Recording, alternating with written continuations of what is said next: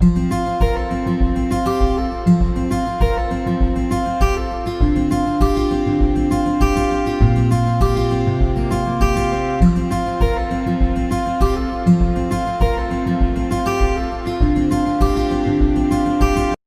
Guys, हम लोग ने एसपी का चैप्टर नंबर 1 का पहला पार्ट कर लिया था। तो हम लोग ने सेकेंड पार्ट में इम्पोर्टेंस ऑफ कॉर्पोरेट फाइनेंस करने के लिए रखा हुआ था। तो ये लेक्चर में हम लोग importance of corporate finance cover करने वाले हैं। तो टोटल मैंने आपको जैसे लास्ट लेक्चर में बताया था कि 10 इम्पोर्टेंट है इसके कॉर्पोरेट फाइनेंस के, जो कि काफ़ी इम्पोर्टेंट है किसी भी कंपनी के लिए। तो एक एक करके सारे इम्पोर्टेंस को देखेंगे। In a function of management of the enterprise, importance is given to the production, finance, marketing and personal activities. किसी भी फंक्शन में, किसी भी कंपनी के फंक्शन के अंदर प्रोडक्शन को ज़्यादा अहमियत दी जाती है, फाइनेंस को दी जाती है, मार्केटिंग को दी जाती है और पर्सनल को दी जाती है। मगर इन सब में से सबसे ज़्यादा इम्पॉर्टेंट होता है फाइनेंस।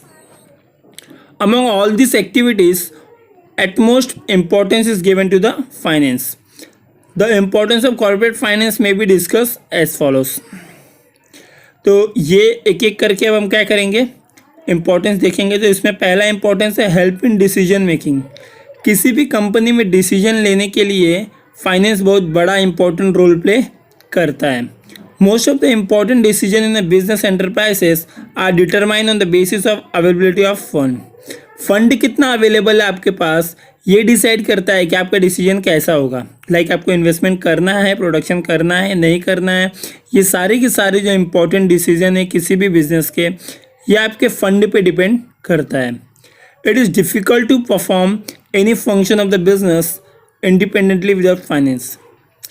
किसी भी बिजनेस का जितने भी फंक्शंस हैं, कोई भी फंक्शन कर पाना मुश्किल है बिना फाइनेंस का। Every decision in a business need to be taken keeping in view impact of profitability.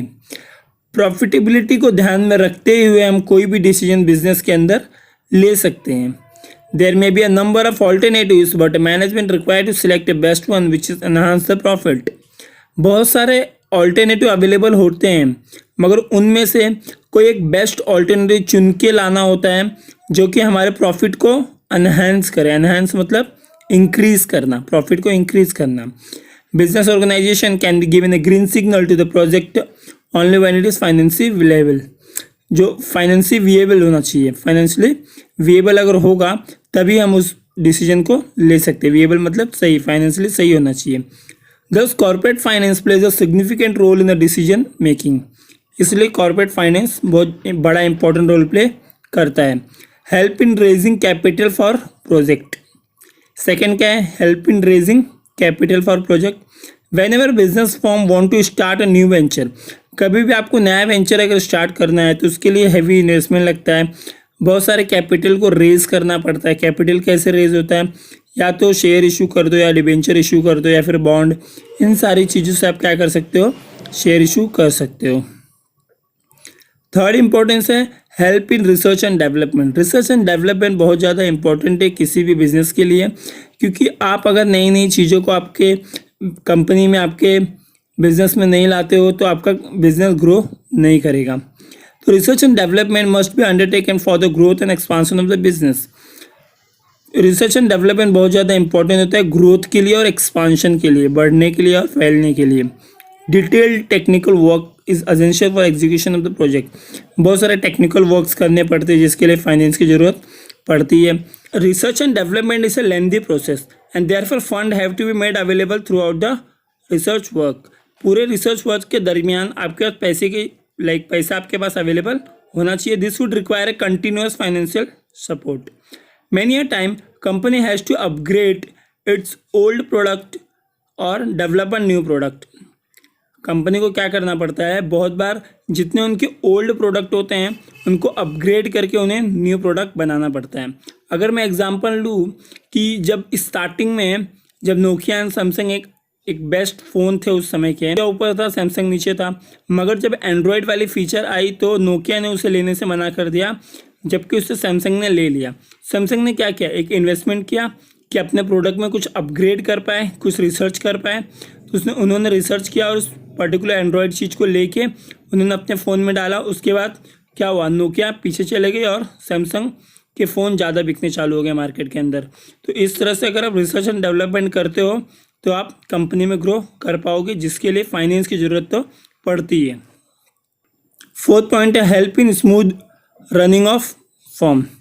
A smooth flow of corporate finance is needed so that salaries of employee are paid on time। पैसे की ज़रूरत पड़ती है ताकि आप सारे के सारे सैलरी टाइम पे दे पाओ, लोन टाइम पे दे पाओ, रॉ मटेरियल मंगा पाओ हमेशा जब आपको उसकी ज़रूरत पड़ेगी, सेल्स प्रमोशन कर पाओ, यानी बेचने के लिए जो एडवर्टाइजिंग होती है वो सारी चीज़ आप कर पाओ। आपका फिफ्थ पॉइंट है bring coordination between various activities. जितने भी आपके एक्टिविटीज़ होते हैं उनके बीच में प्रॉपर कोऑर्डिनेशन होना जरूरी है। Corporate finance plays the important role in the control and coordination of all activities in a organization. Organization के अंदर जितने भी एक्टिविटीज़ है सबके बीच में प्रॉपर कोऑर्डिनेशन होना जरूरी है। For example production will suffer if finance department will not provide adequate finance. किसी भी कंपनी के अंदर प्रोडक्शन अफेक्ट हो जाएगा अगर उसे पूरी तरह से पैसे नहीं मिले तो, और एक बार प्रोडक्शन अफेक्ट हो गया तो माल नहीं बनेंगे तो बिकेंगे क्या, यानी आपके सेल्स पे भी अफेक्ट आएगा, और एक बार सेल्स पे इफेक्ट आ गया तो आपके प्रॉफिट पे इफेक्ट आएगा, और प्रॉफिट पे इफेक्ट आने की वजह से आपका बिजनेस डाउनवर्ड चला जाएगा। इसके लिए फाइनेंस बहुत ज़्यादा ज़रूरी है, जो कि प्रोडक्शन से लेके सेल्स से लेके प्रॉफिट तक पूरे आपको अफेक्ट कर देगा अगर आपके पास एडुकेट फाइनेंस नहीं होगा तो। जो आपका सिक्स पॉइंट है वो है promote expansion and diversification. Expansion यानी बिजनेस को बढ़ाना। तो modern machines and modern techniques are require for expansion. जैसे मैंने ऑलरेडी एंड्रॉयड का एग्जांपल दे दिया है आपको, तो उसके अंदर क्या होता है कि आपको नए नए मशीन्स, नए नए टेक्निक्स आपको बिजनेस में लाने होते हैं आपको बिजनेस को ग्रो करने के लिए। Therefore finance become a mandatory for expansion and diversification. इसके लिए आपका जो फाइनेंस है वो बहुत ज़्यादा ज़रूरी बन जाता है, मैंडेटरी बन जाता है for expansion and diversification, business को एक्सपांड करने के लिए और उसे डाइवर्सिफाई करने के लिए। आपका सेवेंथ पॉइंट है मैनेजिंग रिस्क।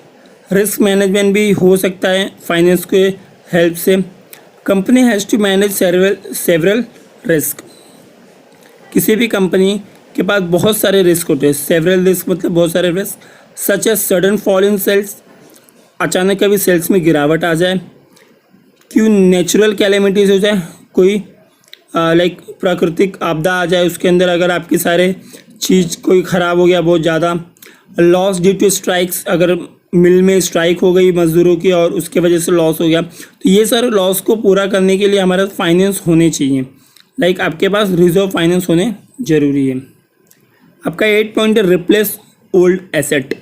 पुराने मशीनों को रिप्लेस करने के लिए फाइनेंस की ज़रूरत पड़ती है ताकि हम पुराने चीज़ों को रिप्लेस करके न्यू चीज़ ला सकें और उससे अपने बिजनेस को ग्रो कर सकें। आपका 9 पॉइंट है payment of dividend and interest. जो डिविडेंड है और इंटरेस्ट है उसे पे करना होता है। लाइक आप जब आपका कंपनी का जब कोई शेयर खरीदता है तो बदले में आप उसे डिविडेंड देते हो। लाइक वो आपको पैसे देगा, शेयर लेगा और हर साल आप उसको डिविडेंड पे करते रहोगे। आपका 10th पॉइंट है payment of taxes and fees. ये भी इम्पोर्टेंट है। लाइक आप बिजनेस चला रहे हो तो उसके अंदर आप जीएसटी पे करोगे, नॉर्मल टैक्स पे करोगे, गुड्स एंड सर्विसेज टैक्स जो होता है जीएसटी, रजिस्ट्रार को फीस पे करोगे। इन सब कामों के लिए भी आपको पैसे की ज़रूरत पड़ती है, तो ये सब आपको देना ज़रूरी होता है। तो इसके लिए भी आपके लिए फाइनेंस की ज़रूरत, finance is needed for paying this taxes and fees. तो आपको फाइनेंस की ज़रूरत पड़ेगी ये टैक्सेस, ये फीस को पे करने के लिए। तो गाइज आपके ये 10 इंपॉर्टेंट पॉइंट है, एग्जाम पॉइंट ऑफ व्यू से भी इम्पॉर्टेंट है, importance of financial corporate finance. So guys ये 10 के 10 पॉइंट अच्छे से आप किसी बुक में लिख लेना मीनिंग के साथ जो मैंने बताया है, और अच्छी तरह से उसे पढ़ लेना। एक बार लिखोगे आपको याद हो जाएगा, एग्जाम पॉइंट ऑफ व्यू से इम्पॉर्टेंट है। सो अगले लेक्चर में हम लोग कैपिटल रिक्वायरमेंट करेंगे। तब तक के लिए bye bye, take care, be safe, be at home. Channel को सब्सक्राइब कर लेना, वीडियो को ज़्यादा से ज़्यादा शेयर करना।